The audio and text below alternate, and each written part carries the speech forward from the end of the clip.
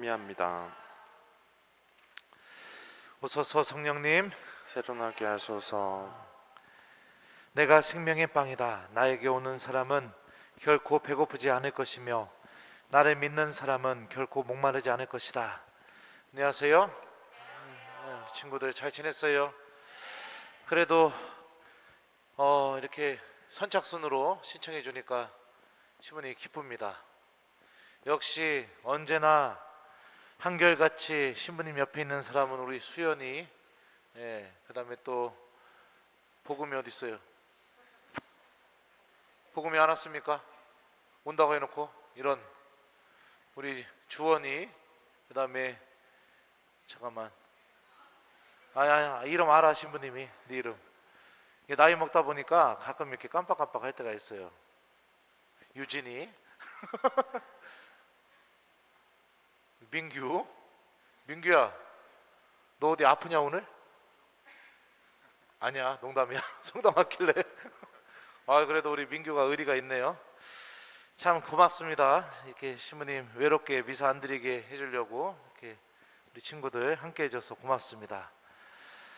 자, 어떤 사람들은 그런 경우들이 있습니다. 하느님이 계시다는 증거가 있어야 하나님을 믿을 수 있다 라고 이렇게 생각하는 분들도 있어요. 그리고 증명해봐라, 납득시켜봐라, 이렇게 이야기하는 경우들도 종종 있죠. 그게 틀린 건 아니라고 생각합니다. 그런데 중요한 것은 우리는요, 능력 자체가 보이지 않는 것을 볼 수 있는 능력들이 있습니다. 어머니가 써놓은 편지 한 통을 읽어보면 그 편지를 통해서 엄마의 마음을 우리가 볼 수 있고요, 그죠? 그리고 또 학교에 갔는데 친구들 표정을 바라보면 그 표정을 통해서 그 친구 마음 안에 무엇이 담겨 있는지 대충은 이렇게 보입니다, 그죠? 그런 것뿐만 아니라 또 그냥 누군가가 농담을 했던 말, 또 어떤 말, 그런 말들을 들었을 때도 그 말만 들리는 게 아니라 그 말 안에 담겨져 있는 그 사람의 마음도 다 이렇게 보이고 또 들리게 되죠. 그런데 유독 비가 엄청나게 내리나 봅니다. 그런데 유독 하느님한테만 무엇인가를 증명해야 믿을 수 있다, 하느님한테만 무엇인가 기적이 일어나야만 내가 믿을 수 있다 라고 이렇게 생각하는 경우들이 종종 있습니다. 다른 사람들의 경우는 내가 그 사람의 말, 행동 이런 것을 보면서 보이지 않는 것을 내가 보고 감지하고 또 그들이 전해준 말들을 통해서 내가 무엇인가를 믿고 알아나가는 것은 당연하다고 여기면서 정작 하느님에 대해서는 그런 마음의 문을 닫아버리는 경우들이 종종 있어요. 빵의 기적을 체험한 오늘 유다인들이요, 예수님한테 요구합니다. 우리 지난주 복음 기억나시죠? 예수님이 장정만도 5,000명이라는 그 엄청난 인원들을 그 물고기 2마리와 빵 5개로 이렇게 먹이셨잖아요. 그거를 눈앞에서 그대로 지금 본 사람들이 오늘 복음의 주인공들입니다. 예수님이 물고기 2마리랑 빵 5개로 떼가지고 장정만도 5,000명을 다 먹이셨어요. 자기도 받아서 먹었고 자기도 다 체험했습니다. 이 놀라운 일을, 엄청난 일을 체험하고 나서 오늘 예수님한테 뭐라고 얘기하냐면요, 이렇게 얘기합니다. 그러면 무슨 표징을 일으키시어 저희가 보고 선생님을 믿게 하시겠습니까? 무슨 일을 하시렵니까? 예수님, 이렇게 얘기하는 거예요. 이미 표징을 봤음에도 불구하고, 표징이라는 건 뭐냐면요, 이 표징을 어떠한 물건이나 대상이나 사건, 이걸 통해서 그것이 가리키고 있는 진짜를 보는 거. 그러니까 예를 들면 이 제의를 보면 누가 생각이 납니까? 그렇죠. 이 제의는 그냥 옷이고 천일 뿐입니다. 하지만 이걸 통해서 이것이 가리키고 있는 사람을 바라보게 되는 거. 그러니까 이거는 제의는 표징이라고 할 수 있죠, 그죠? 십자가를 보면 누가 생각이 나요? 당연하죠. 왜냐하면은 나무하고 뭐 이렇게 철로 되어 있지만 저걸 바라봄을 통해서, 저걸 통해서 보이지 않는 저것이 진짜로 가리키는 것을 볼 수 있게 해주는 거, 이걸 표징이라고 합니다. 어머니의 편지를 보고 내가 엄마 마음을 읽었다면 엄마 편지는 하나의 표징이 될 수 있겠죠. 그 표징은 우리들의 삶 안에서 아주 깊게 뿌리 내려져 있습니다. 자, 그러니까 빵의 기적, 이 5천 명을 떼서 먹이는 이 기적을 체험했으면 분명히 예수님께서 하느님으로부터 선택받은 사람, 또는 하느님과 굉장히 가까운 그런 관계에 있는 사람, 하느님의 일을 하시는 분이라는 것을 충분히 보고 느낄 수 있었겠죠. 그런데 다시 또 이야기합니다. 무슨 표징을 일으켜서 저를 믿게 만드시겠습니까, 예수님?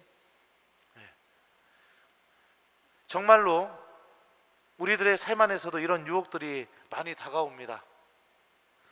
하나님께서 무엇인가 나에게 해주셨음에도 불구하고 우리는 그것은 잊어버리게 되고 또다시 하나님께 무엇인가를 요구합니다.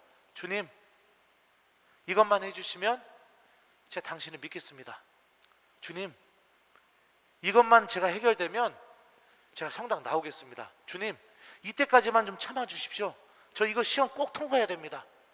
이것만 하면은 매일 미사 나오겠습니다. 이런 약속들, 그런 기도들, 하느님은 그래도 그 기도를 다 듣고, 그리고 정말로 내 삶 안에서 필요하시다면 반드시 이루어 주셨을 겁니다. 지금까지 삶의 경험을 통해서 본다면.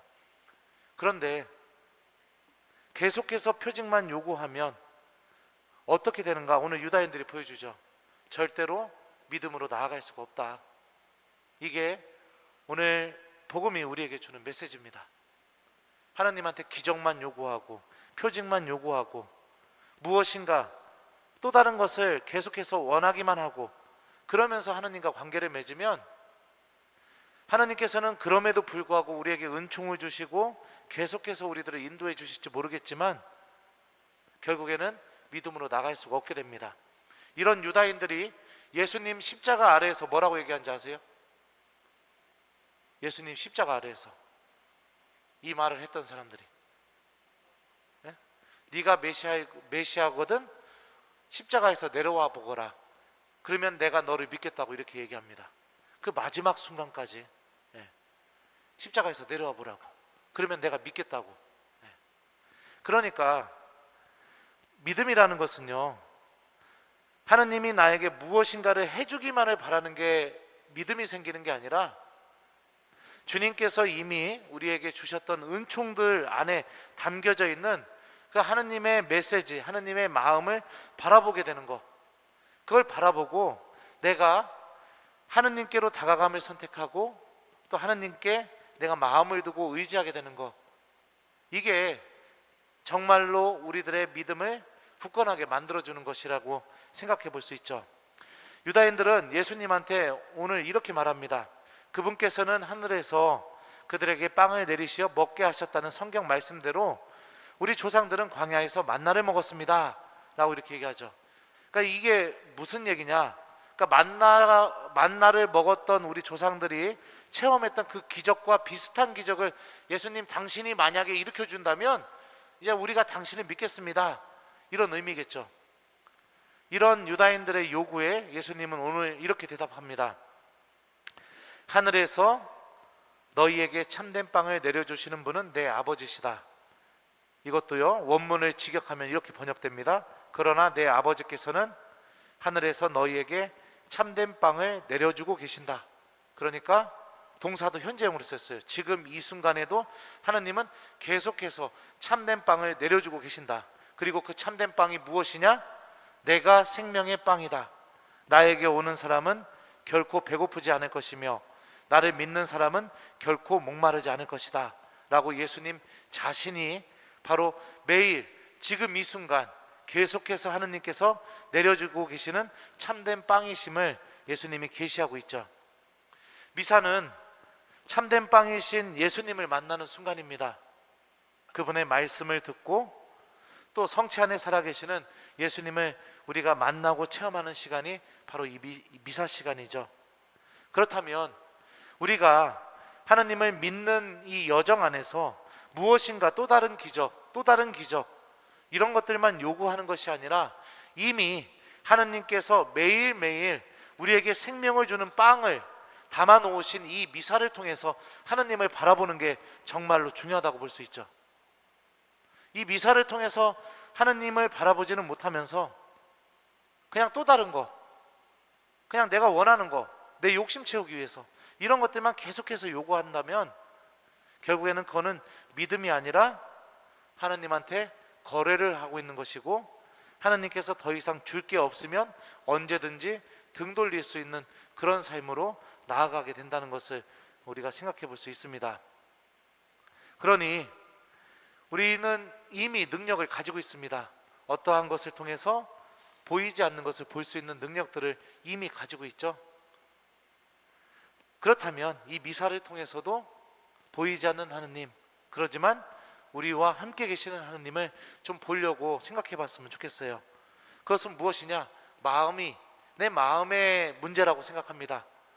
내 마음이 무엇인가를 보려고 하는 마음을 갖고 있다면 볼 수가 분명히 있죠. 하지만 무관심, 그리고 생각 없음, 관심 없음, 이런 마음으로 항상 내가 미사를 대하고 의무감에 이렇게 미사를 대한다면 이 미사 시간을 통해서 우리들은 아무것도 볼 수 없는 사람들이 될 겁니다.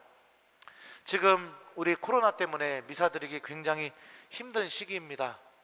근데 신부님은 두 가지 모습을 보게 됩니다. 우리 교우들 모습 속에서 어떻게 해서든지 미사 드리려고 하고, 어떻게 해서든지 성체 모시려고 하고, 어떻게 해서든지 성당에 오려고 하는 교우들, 그리고 미사가 딱 이렇게 19명만 올 수 있다고 정부에서 이렇게 규칙을 정해놓은 그 순간부터 전혀 보이지 않는 교우들.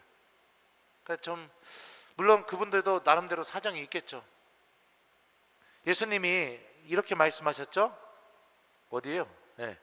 나에게 오는 사람은 결코 배고프지 않을 것이고 나를 믿는 사람은 목마르지 않을 것이다.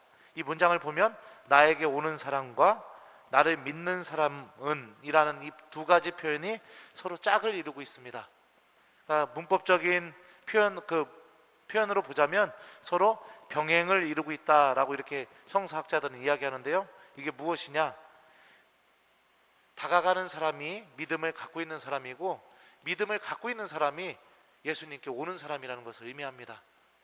이게 예수님께서 우리에게 이 어려운 시기에 해주고 있는 말씀이시죠.